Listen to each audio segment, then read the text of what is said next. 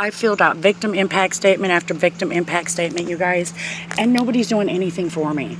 Now, you know, I understand we're between a rock and a hard place. I've even contacted the Attorney General about this. What we gonna do as far as well, we need medical attention. What we can do as far as the paperwork, we're going to check into the. Well, see, here's the problem. I have a guardian, and my guardian is supposed to be responsible for that. Isn't that how that goes? For your medicating? For everything. Well, see, here's the thing. I've also got military benefits. I am listed in the computer as totally permanently incapacitated, military dependent. So, you know, where that would make things kind of sticky with this whole situation, especially when they re-injured me at the hospital. And, you know, that could have killed me because, you know, we're talking about brain stuff here.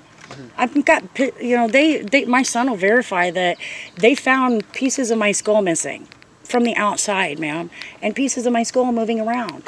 Wouldn't you think that's kind of serious? Yeah, it sounds serious. Don't you think that's a little life-threatening? Yeah, that's why we need to figure out why the paperwork, like you said, what needs to be filled out, what needs to be done so that... Well, when you contact my guardian for that, he lives in Galeen. His name is... his number and everything? Alvin, you want to get your military ID card thing so that we can show it to these people? I assume you guys would want to take a picture of that. Is that why, so you say you filled out the paperwork for... Well, see, we've been to court already. We went to court 15 years ago behind this stuff. So that should be on record. See, we're a different department. Yeah, but you know, could you please talk to Dobrich? Because that's the judge who handled my case. Yep.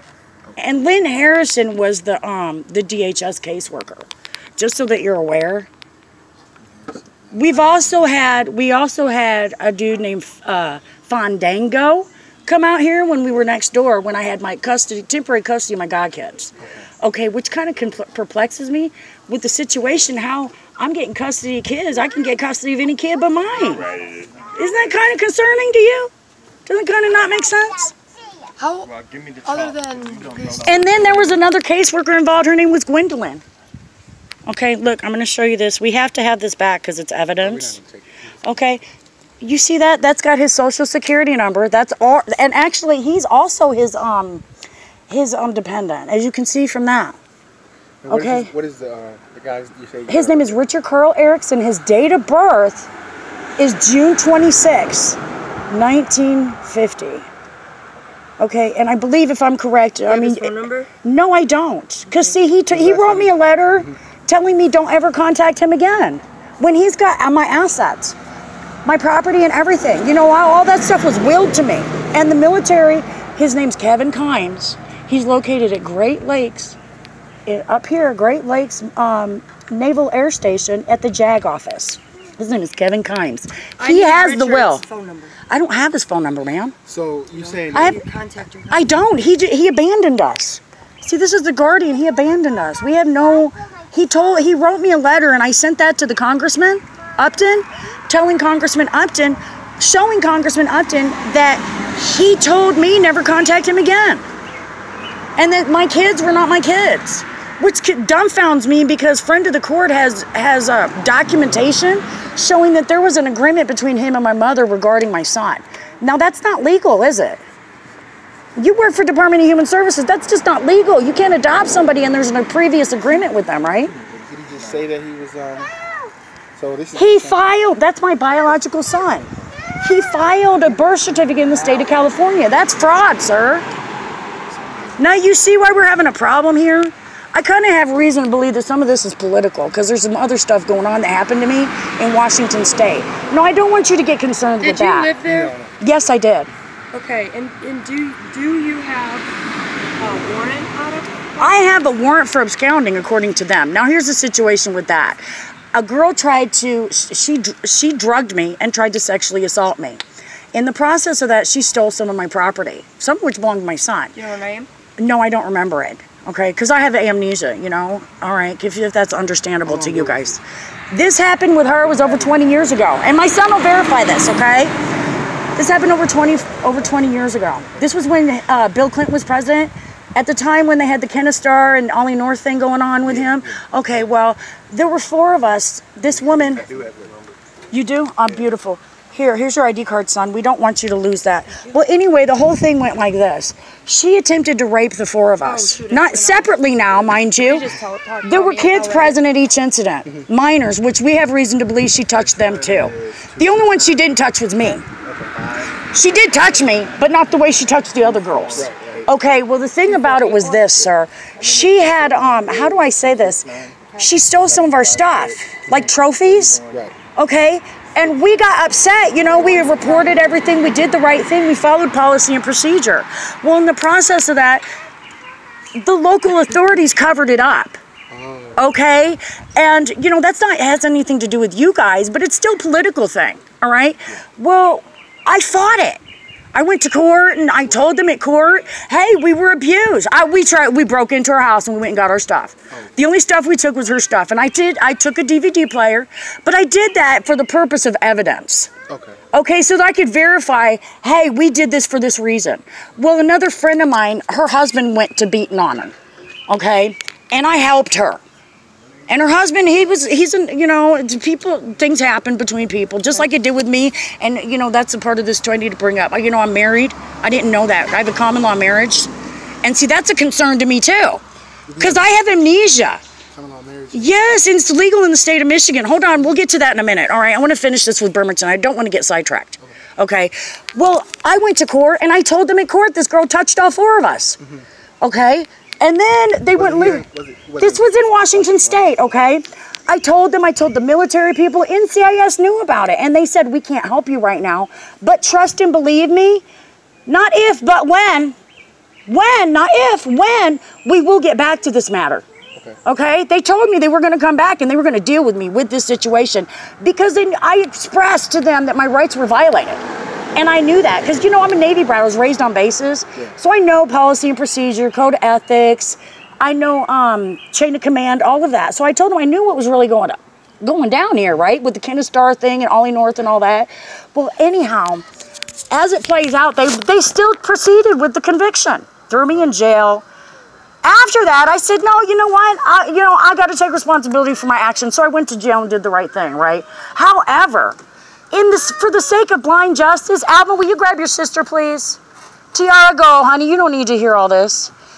But for the sake of blind justice, I said, I'm going to continue to fight this. So I filed a civil suit in the 9th District Court in Seattle, with which the people who represented me confessed that there was conflict of interest in my case. Rather than do the right thing and throw my conviction out, because, you know, that's what the Constitution says. That a person who's had conflict of interest involved in their representation is entitled to immediate relief. Okay, I know this for a fact because I studied the Constitution. Okay, well, anyhow, nobody did anything. You know what they did? They charged me with probation violation and threw me back in jail. And then they took me to court and said, well, rather than honor your rights, we're going to charge you with 6 months. And they gave me, since I was out on bond, because, you know, my parents were really concerned, you know. So they did pay my bond. They told me when they told me we're giving you 6 months, they told me we're going to go ahead and we know you got a kid and family, so we're going to go let you make preparations. I feared for my life because, you know. Oh, so that's why you say that you. Yes, I fled. I fled for my life. Okay, when I left that court date, they had sentenced me to 6 months. That lawyer told me if you leave and you don't come back, we're getting you for absconding. Now that's kind of a violation after I showed them these papers, right? Showing that I filed a lawsuit and it was the lawyer had agreed that they violated my rights, right? Isn't that kind of violation of constitutional rights? I don't know the law that well. I do, because, you know, I went. That's not our. Well, here's my thing. You guys know what the code of. Don't you swear in for a code of ethics on the Bible when you guys take your jobs? We swear in as far as protecting the child. Okay, well, don't you have a code of ethics that you have to honor? Yes. Okay, well, see, all of this stuff right here violates the code of ethics. The code of ethics that you guys swear to, it's standard. It's through all the country, and it's also federal. Yeah. Okay, you know that, right? So this is a true violation of code of ethics. You guys haven't done anything. I'm not accusing you guys. No, I believe what you're saying. I believe. Okay. The federal, so we're not really familiar with federal things. Okay, well, here's my to concern, escape. dude. We're sitting here. You agree we need medical attention. We need help, right? Yeah, and that's why Okay. I'm here, 'cause we can, Okay, because my thing about it is we need something to get started with this because this is Yeah. really big. And you know, I'm really kind of upset that you came today because today's the anniversary of my mother's death. And I really honestly believe that my mother was murdered in the course of all of this. Just so that you guys know. And also, I told you I'd get back on with James O'Keefe. See, when I was in California, I was 17 years old. I swore on the Bible with him over the phone, and he came and visited me, so I know it's James O'Keefe, okay? It wasn't just like some hoaxy thing. I swore on the Bible, and he agreed. He persuaded me to, because, you know, we were in love and all of that, to marry him on the Bible. So, you know, here's another big concern of mine with the Code of Ethics. You know, I had a baby in the course of all of this.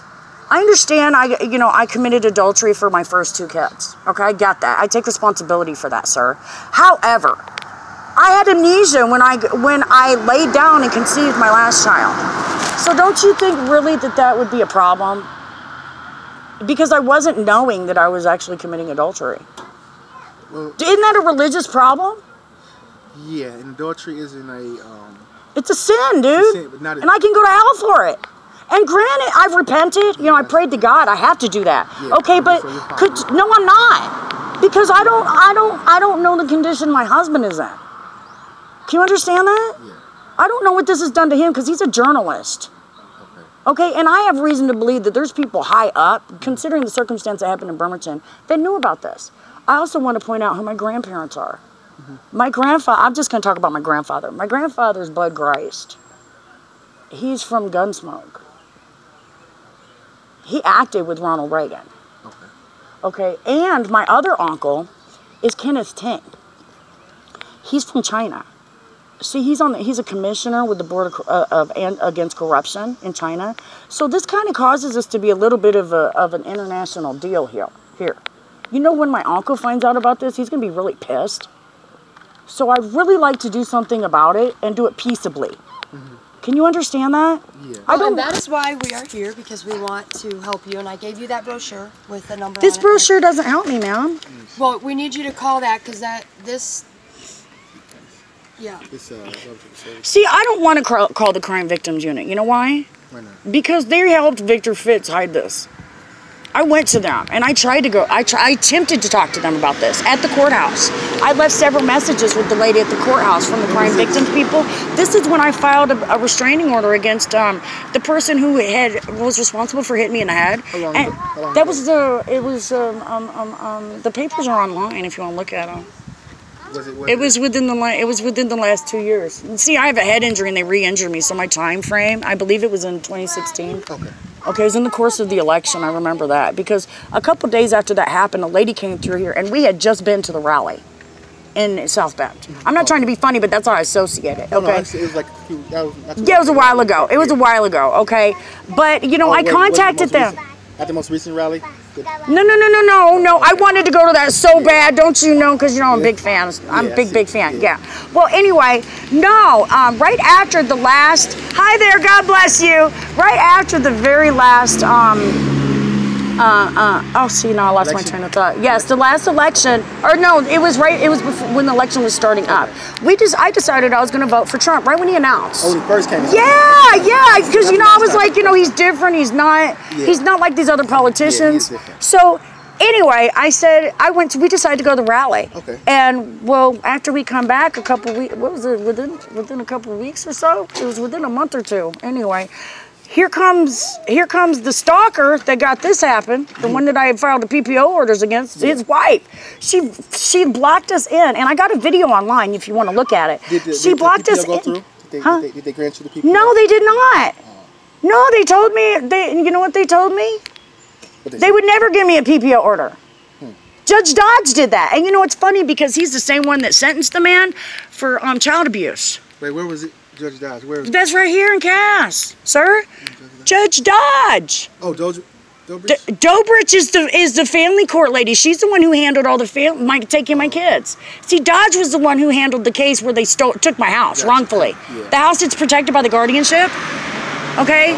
Dodge did that. He's also the same one who sentenced Mr. Carpenter, a.k.a. Anderson, the one with the child abuse. My middle child's father, okay? The one who stalked me, the one who caused my head injury, and you know, I became homeless. He sold drugs and did a whole, we reported all of this stuff to the DHS. And you know, this department... You reported to us? To y'all guys, yes. Lynn Harrison, as a matter of fact. And you know what they did? Absolutely nothing. They threw me in jail. They hunted me down. I'm not talking about you, okay? No, DHS doesn't throw people, we don't throw people in jail. Okay, well, they helped together, unitedly, to take me to, I feel, that they united with the prosecutor's office, Judge Dobrich. Personally, the way it looks to me is that they together colluded in this. Can you understand why I would feel that way, sir? Well, especially when this man who was a convicted child abuser had a court order to never, ever, ever go where kids are dwelling again. And there was a caseworker who knew that. They never bothered to tell me until after I'd had my daughter, and he had burnt her with a space heater because he neglected her. He left her by herself while I was at work, mind you. Imagine that. And then he tried to hide it from me until the caseworker found it. This was a whole different caseworker, mind you. So could you understand what the dilemma here? Well, honestly, I know all the stuff that you're talking about in the past has affected you now, but now we need to figure out what we can do from here on out. Okay, I agree with you. So could we figure something out? Yes, I do want you to call that, okay? I cannot do that because, you know, there's an investigation. I'm sure you guys know that there is an investigation. If there's not, there's going to be, because I blasted so much stuff online. I'm going to put this on there too, okay? Just so you guys know, I'm going to send it to every news media cast and there is in the country, okay? Just so that you guys are aware. I'm not trying to be mean or nothing, but I have to protect my rights. Do you understand that? Because I'm an American. I was born and bred in this country. My family actually has a history that goes back to the Mayflower. Okay, so could you understand why I'm a little upset? I'm a taxpayer, I vote. You know, my family has served a lot with the country. In fact, my uncle was retired sheriff for Cass County, Dick Clark. And you know his son? Rex Tillerson's. Yeah, you know his uncle? I don't know him personally. You don't know Rex Tillerson's uncle? Not personally. See, I don't really, you know, I was taken from my family when I was young, so I really didn't know about all of this, you know, until recently. But you know who Rex Tillerson's uncle is? Mad Dog Mattis. Did you know that? I didn't know. Do you know what that makes him to me, since Rex Tillerson is my cousin? That makes Mad Dog Mattis my uncle too, wouldn't it? And see, that in there is also that's Rex Tillerson's uncle, Richard Northrup.